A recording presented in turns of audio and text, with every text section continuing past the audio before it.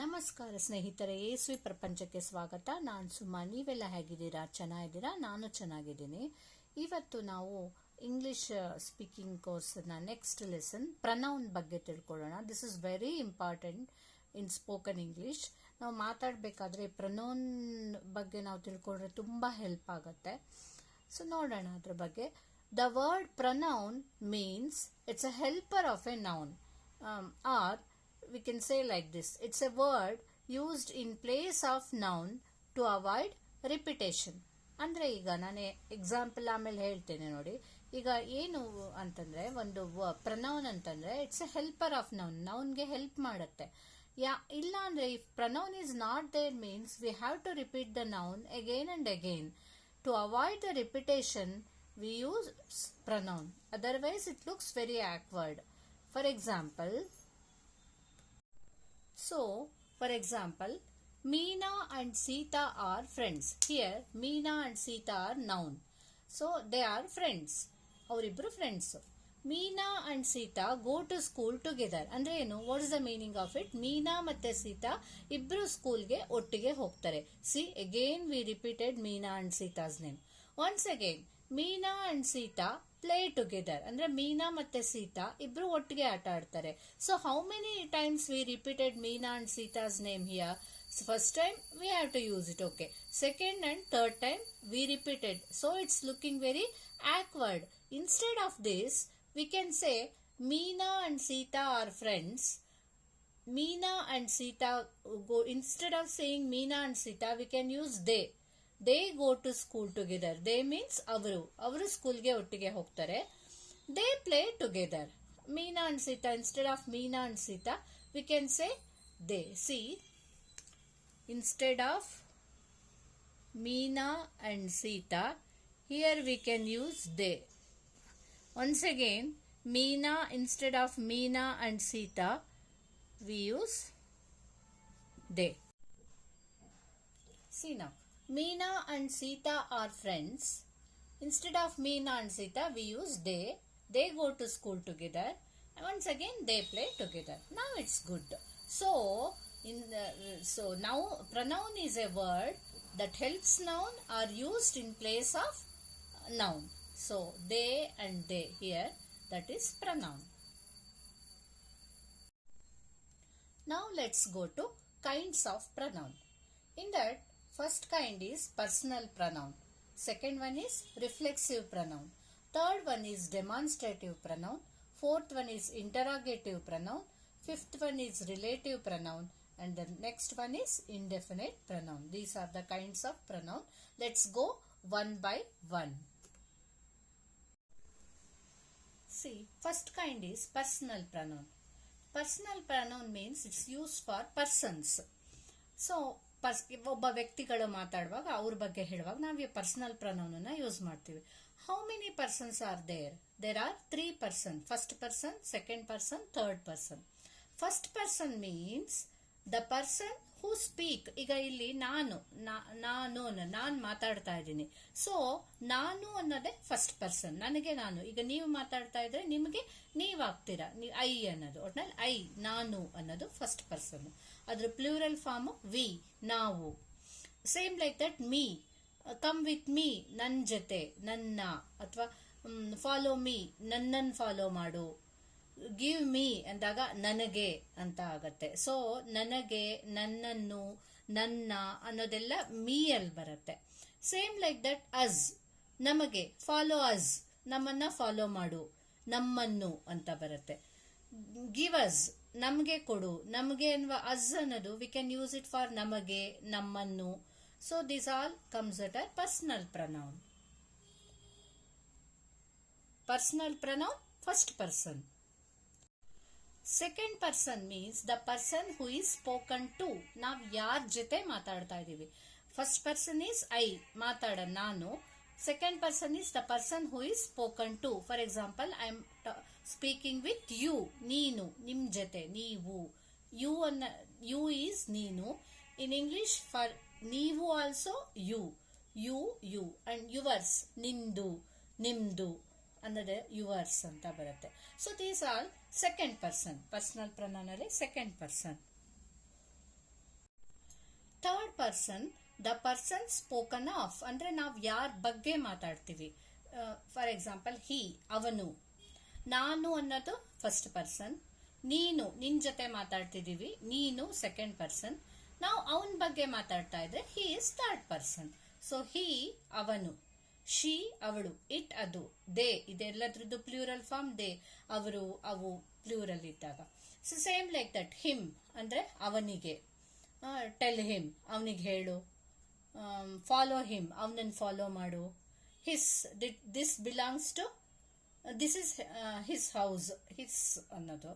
ಅದೇ ತರ ಹರ್, ಅವಳಿಗೆ, ಅವಳನ್ನ ಅನ್ನುವಾಗ follow her, give it to her, ಆ ಥರ. Hers, this belongs to hers, ಅವಳದ್ದು, ಇದು ಅವಳಿಗೆ ಸೇರಿದ್ದು ಅಂತ ಹೇಳುವಾಗ we use hours. So these all are personal third person. And same like that for they. So for they, they ಅವರು. Them, ಅವರನ್ನು, ಅವರಿಗೆ. ಫಾಲೋ ದೆಮ್, ಅವರನ್ನ ಫಾಲೋ ಮಾಡಿ. ಗಿವ್ ಇಟ್ ಟು ದೆಮ್, ಅವರಿಗೆ ಕೊಡಿ. ದೇರ್ಸ್, ಅವರದ್ದು. ಇಟ್ ಬಿಲಾಂಗ್, ದೇರ್ಸ್ ಅಂದ್ರೆ ಅವರದ್ದು.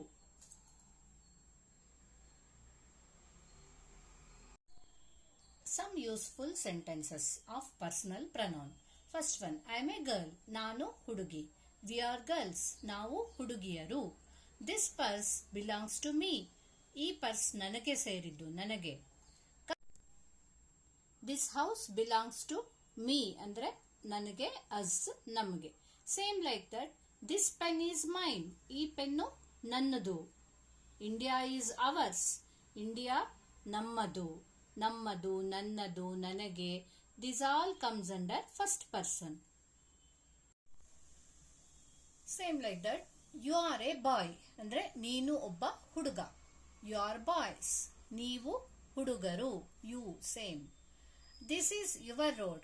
ಇದು ನಿಮ್ಮ ಅಥವಾ ನಿನ್ನ road. This road is yours. ಈ ರೋಡು ನಿಮ್ದು. He is my friend ಅಥವಾ she is my friend. ಅವನು, ಅವಳು, ಎಲ್ಲದಕ್ಕೂ is my friend is same. ಅವನು ನನ್ನ ಫ್ರೆಂಡು, ಅವಳು ನನ್ನ friend. Same like that. Give it to him, ಇದನ್ನ ಅವನಿಗೆ ಕೊಡು. If you use her, give it to her, ಅವಳಿಗೆ ಕೊಡು ಅಂತ ಆಗುತ್ತೆ. ಐ ನೋ ಹರ್ ನೇಮ್, ನನಗೆ ಅವಳ ಹೆಸರು ಗೊತ್ತು. Her. So this is personal pronoun. Same like that. See, some more examples are there here. This one is hers ಅಂದ್ರೆ ಇದು ಅವಳದ್ದು. ದೇ ಆರ್ ಪ್ಲೇಯರ್ಸ್, ಅವರು ಆಟಗಾರರು. ಕಾಲ್ ದೆಮ್, ಅವ್ರಿಗೆ ಕಾಲ್ ಮಾಡು ಅಥವಾ ಅವರನ್ನ ಕರಿ. ಇಟ್ಸ್ ದೇರ್ಸ್, ಇದು ಅವರದ್ದು. So these are some examples. They can help in speaking. Second kind is reflexive pronoun. Reflexive pronoun are formed by adding self or selves. See, for example, her is pronoun. Herself. You, yourself. Myself, ourselves. You, yourself. For plural also it comes yourselves. See, she praised herself means ಅವಳನ್ನ ಅವಳೇ self appreciation ಮಾಡ್ಕೊಂಡ್ಲು ಅಂತ. ಅವಳನ್ನ ಅವಳೇ ಹೊಗಳ್ಕೊಂಡ್ಲು. I did my self, ನಾನೇ ಮಾಡಿದೆ. Emphasise ಮಾಡಿ ಅಂದ್ರೆ ತುಂಬಾ ಇಂಪಾರ್ಟೆನ್ಸ್ ಕೊಟ್ಟು ಒಂದು ಸೆಂಟೆನ್ಸ್ ನ ಹೇಳುವಾಗ we use reflexive pronoun. We go by ourselves, ನಾವೇ ಹೋಗ್ತೀವಿ ಪರವಾಗಿಲ್ಲ ಅಂತ ಹೇಳುವಾಗ. You have deceived yourself, ನೀನೇ ಮೋಸ ಮಾಡ್ಕೊಂಡೆ. ಈ ರೀತಿ ಹೇಳುವಾಗೆಲ್ಲ we use reflexive pronoun. Next one is demonstrative pronoun. It points to the noun for which it is used. ಯಾವ ನೌನನ್ನ ಯಾವ್ದು ಯೂಸ್ ಮಾಡ್ತೀವೋ ಅದನ್ನ ಪಾಯಿಂಟ್ ಔಟ್ ಮಾಡಿ ಹೇಳೋದು. For example, this is my pen, that is yours. ಇದು, this, that, these, those, this all comes under demonstrative pronoun. This is my pen, ಈ pen ನಂದು, ಆ ಪೆನ್ ನಿಂದು. ದಿಸ್ ಇಸ್ ರಾಮ್, ಇವನೇ ರಾಮ್, ಇವನು, ಇದು. The colour of my shirt is better than that of Mohan's ಅಂದ್ರೆ ನನ್ ಶರ್ಟ್ ಕಲರು ಆ ಮೋಹನ್ ಶರ್ಟ್ ಕಲರ್ಗಿಂತ ಬೆಟರ್ ಇದೆ. That of. You sang a song to her, ಅವಳಿಗೋಸ್ಕರ ನೀನೊಂದು ಹಾಡ್ದೆ. Sing the same song for me ಅಥವಾ to me. ಅದೇ ಹಾಡು ಸೇಮ್ ಅದೇ ಆ ಥರ ಬರುತ್ತಲ್ಲ. These all comes under demonstrative pronoun. Fourth kind is interrogative pronoun. An interrogative pronoun is used to ask question. For example, who has broken my chair? ಯಾರು ನನ್ನ chair ಅನ್ನ ಮುರಿದಿದ್ದು? What has happened to you? ಏನಾಯ್ತು ನಿನ್ಗೆ? Which of them is at fault? ಅವರಿಬ್ಬರಲ್ಲಿ ತಪ್ಪು ಮಾಡಿದವ್ರು ಯಾರು? Whose is this pen? ಈ pen ಯಾರದ್ದು? Whom do you want to see? ನೀನ್ ಯಾರನ್ನು ನೋಡ್ಬೇಕು? ಸೊ ಈ ರೀತಿ who, what, which, whose, whom, these all comes under interrogative pronoun. They are used to ask question. So they are interrogative pronoun. Next, relative pronoun. It's a pronoun that refers to a noun mentioned before it. For example, see, that is the boy who met me in the bazaar. Here, boy is noun. See, relative pronoun that refers to a noun mentioned before it. Here, who is pronoun. Who is pronoun. Noun is before it. Boy. See, who is pronoun. Boy is before it. See, that's why that is relative pronoun that relates to two sentences. For example, that is the boy who met me in the bazaar. ಮಾರ್ಕೆಟ್ನಲ್ಲಿ ನನ್ನನ್ನು ಯಾರು meet ಮಾಡಿದ್ರು? ಇಲ್ಲಿ ಮಾರ್ಕೆಟಲ್ಲಿ ಒಬ್ರು meet ಮಾಡಿರ್ತಾರೆ, ಇನ್ನೊಂದು ಆ ಹುಡುಗ. ಈ ಎರಡನ್ನು ರಿಲೇಟ್ ಮಾಡ್ತಾ ಇದೆ ಆ ವರ್ಡ್ ಹೂ ಅನ್ನೋದು. ಸೊ ಮಾರ್ಕೆಟ್ನಲ್ಲಿ ನನ್ನನ್ನು ಯಾರು ಮೀಟ್ ಮಾಡಿದ್ರೋ ಆ ಹುಡುಗ ಅವನೇ. She is the girl whom the teacher punished yesterday. C ಇಲ್ಲಿ ಒಂದು ಶಿ ಈಸ್ ದ ಗರ್ಲ್ ಒಬ್ಳು ಹುಡುಗಿ, ಇನ್ನೊಂದು ಟೀಚರ್ ಪನಿಷ್ಡ್ ಎಸ್ಟರ್ಡೇ. ಅಲ್ಲಿ ಹೂಮ್ ಅನ್ನೋ relative pronoun that's relating to two sentences. For example, she is the girl whom the teacher punished yesterday. Teacher ನಿನ್ನೆ ಯಾವ ಹುಡುಗಿನ ಪನಿಷ್ ಮಾಡಿದ್ರೋ ಆ ಹುಡುಗಿ ಇವಳೆ. Next one, this is the house which I sold. ನಾನು ಒಂದು ಮನೆನ ಮಾರಿದ್ದೀನಿ. ಹೌಸಲ್ಲಿ noun. This is the house which I sold. ಯಾವ ಮನೆನ ನಾನು ಮಾರಿದ್ದೀನೋ ಅದು ಇದೇ ಮನೆ. ಆ ಥರ ಹೇಳೋದು ರಿಲೇಟ್ ಮಾಡಿದ್ರೆ that is relative. The last one is indefinite pronoun.